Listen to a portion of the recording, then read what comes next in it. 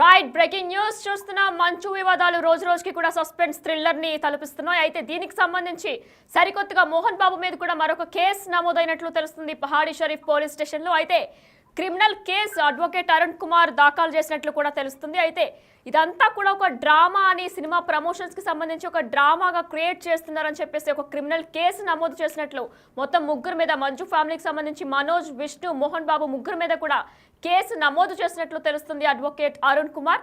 మరైతే మనతో పాటు అడ్వకేట్ అరుణ్ కుమార్ ఫోన్లో సిద్ధంగా ఉన్నారు. వారిని అడిగి తెలుసుకుందాం అసలు ఎందుకు కేసు నమోదు చేసినట్లయింది. రైట్ అరుణ్ కుమార్, చెప్పండి అసలు ఎందుకు మీకు ఈ డౌట్ వచ్చింది? అంటే గత 4 రోజులుగా కూడా ఈ వివాదాలు కొనసాగుతూనే ఉన్నాయి. అయితే మీకు కరెక్ట్గా ఇప్పుడే ఎందుకు మీకు ఈ డౌట్ వచ్చింది? అంటే వీళ్ళు ప్రమోషన్స్ కోసం ఇదంతా చేస్తున్నారని, దీనికి సంబంధించి ఏమైనా ఆధారాలు మీ దగ్గర ఉన్నాయా? స్పష్టంగా 4 రోజుల నుంచి ఎపిసోడ్ జరుగుతుంది. మొన్న రాత్రి మనోజ్ అనే వ్యక్తి పిలుపు మేరకు రంజిత్ TV9 రిపోర్టర్ లోపలికి వెళ్ళడం జరిగింది. వెళ్తూనే గేటు పూర్తిగా దాటక ముందే మోహన్ బాబు గారు ఎదురు రావడం, ఆయనను మీ అభిప్రాయం ఏంటి అని చెప్తే ఆయన విచక్షణారహితంగా రంజిత్ స్వామి మీద దాడి చేయడం ఇది అందరికి తెలిసిన విషయమే. కోట్లాను కోట్ల కేసులు కోర్టుల్లో పెండింగ్ లో ఉన్నాయి. ఆస్తుల, అందులో లక్షల్లో ఆస్తుల వివాదాలు ఉంటాయి. అన్నింటినీ మీడియా చూపించట్లేదు, జనాలు చూడడానికి కూడా ఇష్టపడరు. అటువంటప్పుడు దాడి జరిగిన మరుసటి రోజు మనోజ్ మీడియా, మా నాన్న తరఫున నేను క్షమాపణ చెప్తున్నా, మా నాన్న నాకు దేవుడు అంట. కాసేపటి తర్వాత విష్ణు మీడియా ముందుకు వచ్చి మా నాన్న దేవుడు, మా నాన్న చెప్పిందే నాకు వేదం. ఎవరు కాదన్నారు, మీ నాన్న దేవుడు మీకు. కానీ మరి రాక్షసుడు ఎందుకు మీడియా పాలిటీ, రంజిత్ పాలిటీ రాక్షసుని ఎందుకు ప్రవర్తించినట్టు? విచక్షణారహితంగా దాడి, అగ్రెషన్ చూసినాం మనం వీడియోల్లో.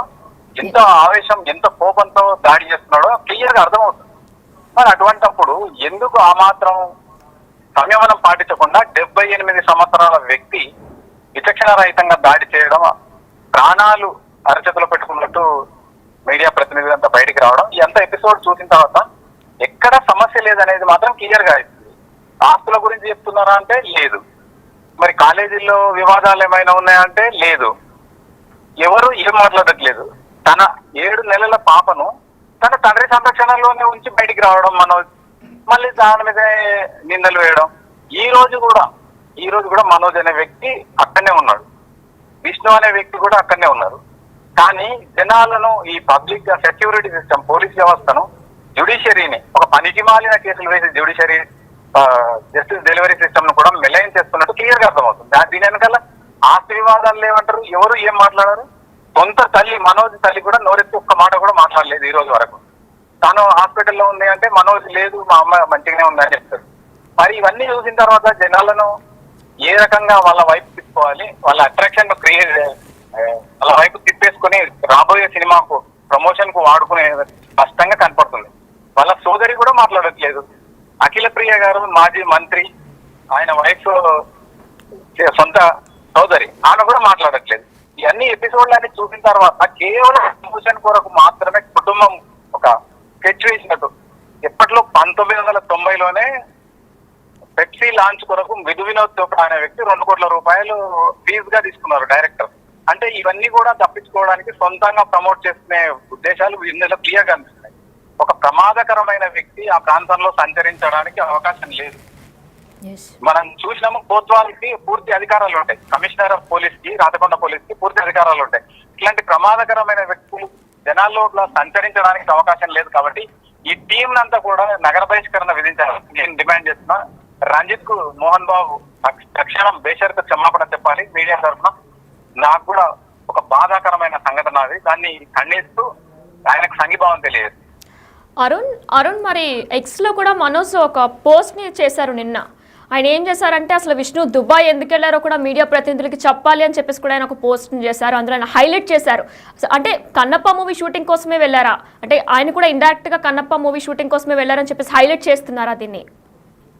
అంటే తాను ఏదో సినిమా షూటింగ్ నుంచి ఆగమేఘాల మీద నా తండ్రి మీద దాడి జరిగిందని విష్ణు రావడం, విష్ణు అసలు ఏ విషయం నేను మాట్లాడాను, మా కుటుంబ విషయాలు, మీ కుటుంబ విషయాలు స్పష్టంగా మీకు కుటుంబ విషయాలే, ఎవరు దాని గురించి మాట్లాడే అవకాశమో అవసరం కూడా ఎవరికి లేదు. కానీ ఒక సెలబ్రిటీ హోదాలో, లెజెండరీ హోదాలో, ఐకాన్ హోదాలో మీరు ఇష్టం వచ్చినట్టు ప్రవర్తిస్తే చూడడానికి, అంటే దాడి చేసి హత్యాయత్నం చేసి 307 ఆల్రెడీ రిజిస్టర్ అయ్యి ఉంది.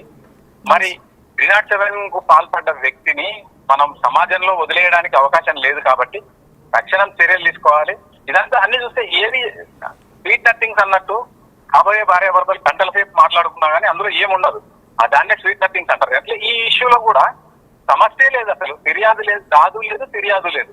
ఏది ఆస్తి వివాదం అంటే కాదు అంటారు, కాలేజీ సమస్యనా అంటే కాదు అంటారు. మరి దేని కొరకు వీళ్ళు కొట్లాడుతున్నారు అనేది స్పష్టంగా ఇక్కడ అవగాహన లేదు వాళ్ళకి. అంటే ఇది ఒక ప్లాన్ ప్రకారం వెళ్తున్నారు, సినిమా ప్రమోషన్ కొరకు వాడుకుంటున్నారు ఈ అట్రాక్షన్ అంతా, అంతకు మించి వేరే ఏం లేదనేది నా అభిప్రాయం. ఎస్ అరుణ్, మీరన్నట్టు మనోజ్ కూడా నిన్న మీడియాలో చెప్తున్నప్పుడు ఆయన అన్నారు నిజం తెలియాలి, నిజం నేను మీకు చెప్తాను సాయంత్రం వచ్చి అని చెప్పేసి. కానీ సిపి నుంచి తిరిగి వచ్చినప్పుడు ఆయన మళ్ళీ మీడియా ప్రెస్ మీట్ క్యాన్సిల్ చేశారు.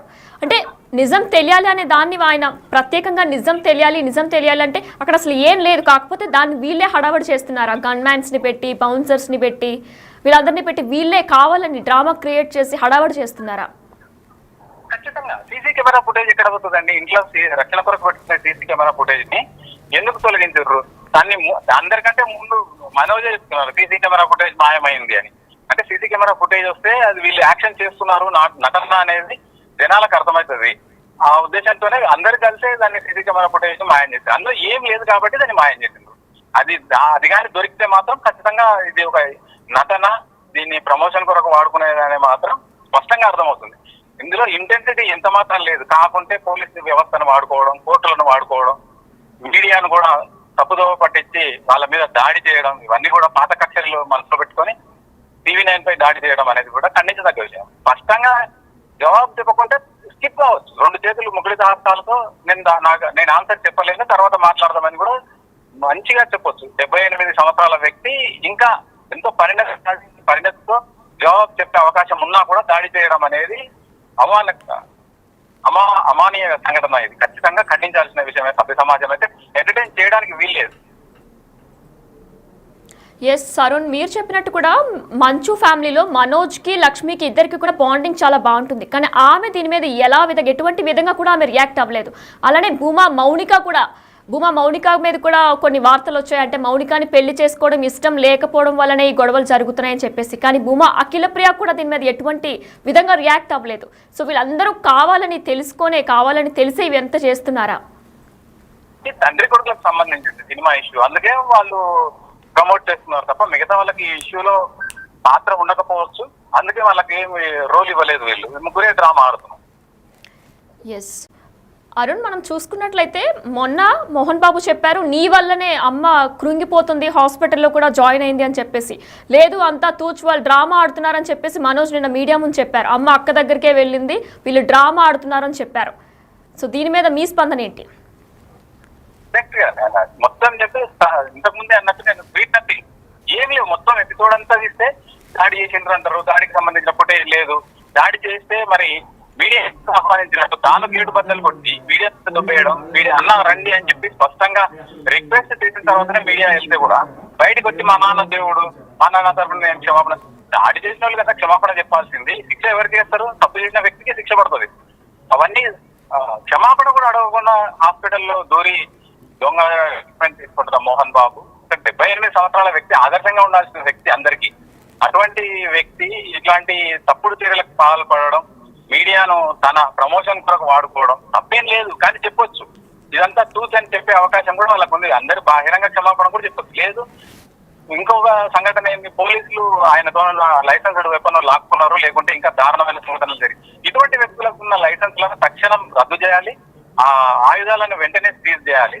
ప్రమాదకరంగా పరిణమించిన సందర్భంలో కోత్వాల్ గారికి పూర్తి స్థాయి అధికారం ఉంది. వాళ్ళను నగర బహిష్కరణ కూడా విధించవచ్చు. బౌన్సర్లను పెట్టుకుని ఆ ప్రాంతంలో భయ విహ్వలకు గురి చేస్తూ ప్రజలను ఇబ్బంది పెడుతున్న వీళ్లను ఎంత మాత్రం ఎంటర్టైన్ చేయడానికి లేదు. మా అధ్యక్షుడిగా విష్ణువర్ధన్ బాబుకు చాలా బాధ్యతలు ఉంది.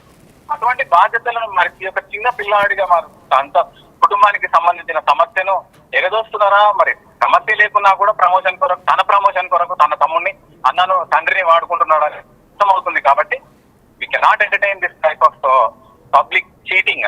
ఇది ఖచ్చితంగా చీటింగ్, ఫోర్జరీ, ఫ్యాబ్రికేషన్ కింద వీళ్ళను బుక్ చేసి మొత్తం అన్ని కేసుల్లో అందరినీ అక్యూజ్ చేసి విచారణ చేపట్టాల్సిందిగా నేను కమిషనర్ ను రిక్వెస్ట్ చేస్తున్నాను.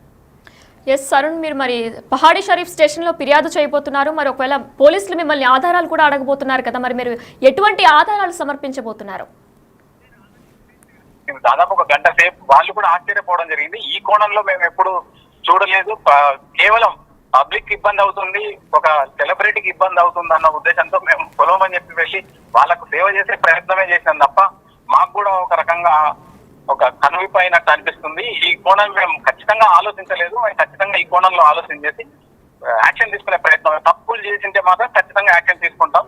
వాళ్ళ మీద కేసులు పెట్టడం మాత్రం ఆపం, ముందుకు వెళ్తే ఖచ్చితంగా వెళ్తామని చెప్పి ఇన్స్పెక్టర్ గారు చెప్పడం జరిగింది. ఎస్ అరుణ్, మరి ముగ్గురు మీద కూడా మీరు కేసు అనేది దాఖలు చేశారా? మంచు మనోజ్, విష్ణు, మోహన్ బాబు ముగ్గురు మీద కూడా ఈ ఎపిసోడ్ ని డ్రామాటిక్ గా ఒక పద్ధతి ప్రకారం ప్రజల అటెన్షన్ వాళ్ళ ప్రమోషన్ కొరకు, వాళ్ళ బిజినెస్ ప్రమోషన్ల కొరకు ఏ విధంగా వాడుకుంటున్నారు అనేది స్పష్టంగా చెప్పడం జరిగింది. కాలేజీలో జరిగే గొడవల్లో ఒకరేమో విద్యార్థుల తరఫున విద్యార్థులకు డబ్బులు లేవు అంటారు, ఒకరేమో యాజమాన్యం తరఫున మాట్లాడతారు, యాజమాన్యం ఖర్చులు పెట్టాలి, లెక్చరర్లను పెట్టాలి అని మోహన్ బాబు చెప్తారు. ఇవన్నీ కూడా చాలా విచిత్రంగా అనిపిస్తున్నాయి. అది మీ సమస్యను అంటే అక్కడ సమస్యను అక్కడనే దొక్కేయాలి, ఇక్కడ సమస్యను దీన్ని పెద్దగా చేసి కేవలం వాళ్ళ సొక్కుతుమర్దనం అంటారు, దీన్ని స్వప్రయోజనాలకు వాడుకోవడం మాత్రం ఖచ్చితంగా ఖండనీయం. Right, thank you Arun. Yes, మనం అడ్వకేట్ అరుణ్తో కూడా మాట్లాడటం జరిగింది. అయితే ఆయన క్లియర్గా చెప్తున్నారు ఇదంతా కూడా ఒక హై డ్రామా అని కూడా ఆయన చెప్తున్నారు. ఎందుకంటే ఇప్పటి వరకు కూడా మంచు మనోజ్కి అలానే లక్ష్మికి కూడా ఒక మంచి బాండింగ్ ఉంది. ఆమె ఏ విధంగా స్పందించలేదు. అలానే అమ్మ హాస్పిటల్లో జాయిన్ అయిందని చెప్పేసి మోహన్ బాబు మాట్లాడినప్పుడు ఒక రికార్డింగ్లో మనం విన్నాం. కానీ నిన్న మీడియాతో మనోజ్ మాట్లాడినప్పుడు ఇదంతా తూచి ఒక డ్రామా క్రియేట్ చేస్తున్నారు, అసలు అమ్మ అక్క ఇంట్లోనే ఉంది అని చెప్పి మనోజ్ చెప్పారు. అలానే విష్ణు కూడా అసలు ఏం జరగలేదు, ఆస్తి వివాదాలు అంటే కాదు అని చెప్తున్నారు. మరి ఇంకేంటి అంటే అసలు ఏమీ కాదు అని చెప్తున్నారు. మనోజ్ కూడా సేమ్, నాకు ఎటువంటి డబ్బులు వద్దు, నాకు ఏమీ వద్దు అంటున్నారు. మౌనిక అంటే మనోజ్ భార్య యొక్క మౌనిక మీద మరి అంటే మౌనిక నచ్చకపోవడంతోనే ఇన్ని గొడవలకి తలపిస్తున్నాయని అడిగితే కూడా వాళ్ళు మన మౌనిక ఒక అక్క అయినటువంటి ఉమా అఖిలప్రియ కూడా దీని మీద ఏం రియాక్ట్ అవ్వలేదు. మరి అయితే మనం చూసుకోవాల్సి ఉంది. అంటే ఇదంతా కూడా నిజంగా హై డ్రామానే క్రియేట్ చేస్తున్నట్లు తెలుస్తుంది. అయితే పహాడీ షరీఫ్ పోలీసులు కూడా అడ్వకేట్ అరుణ్కి చెప్పారంట ఇదంతా కూడా మీరు చెప్పిన విధంగానే ఇదంతా కూడా డ్రామాలని మాకు కూడా అనిపిస్తుంది. అయితే నిన్న కూడా పహాడీ షరీఫ్ పోలీసులు దీని మీద కేసు ఫిర్యాదు చేసినట్లు కూడా అరుణ్ మనకి చెప్తున్నారు. నిన్న మనం చూసుకున్నట్లయితే సిపి రాచకొండ సిపి కూడా ముగ్గురికి వార్నింగ్ ఇవ్వడానికి పిలిపించారు. అయితే విష్ణు మనోజ్ ఇద్దరు కూడా వెళ్లారు. ఆ టైంలో వారి ఇద్దరికి కూడా ఆయన చెప్పుకొచ్చారు, గన్ మ్యాన్స్ ని కానీ బౌన్సర్స్ ని పెట్టి హడావడి చేయొద్దు అని కూడా చెప్పుకొచ్చారు. రైట్, ఇదే అంశం మీద అప్డేట్స్